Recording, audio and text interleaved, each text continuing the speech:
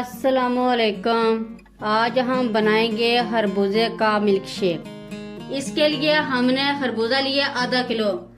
ये हमने बीज निकाली, छिलका उतार लिया और इसका वजन किया आधा किलो। ये आधा किलो हमने खरबूजा ऐड कर दिए। अब हम इसमें ऐड करेंगे 2 टेबलस्पून कोको पाउडर, नारियल का पाउडर, और 100 ग्राम चीनी ऐड करेंगे। आप कम या ज्यादा कर सकते हैं खरबूजे के हिसाब से। अगर खरबूजा ज्यादा मीठा है तो आप कम भी डाल सकते हैं। अब हम इसको ग्राइंड करेंगे।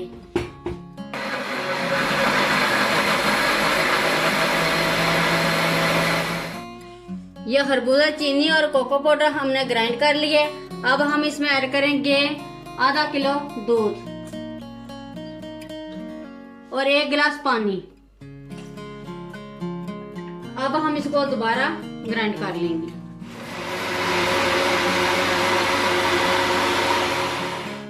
अब हम इसमें ऐड करेंगे बर्फ हस्बे जरूरत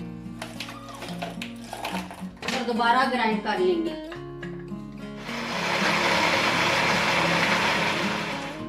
ये बर्फ डाल के हमने दोबारा ग्राइंड कर लिया।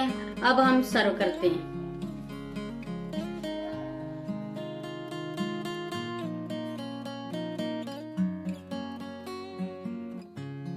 ये खरबूजे का मिल्क शेक बनकर रेडी हो गया।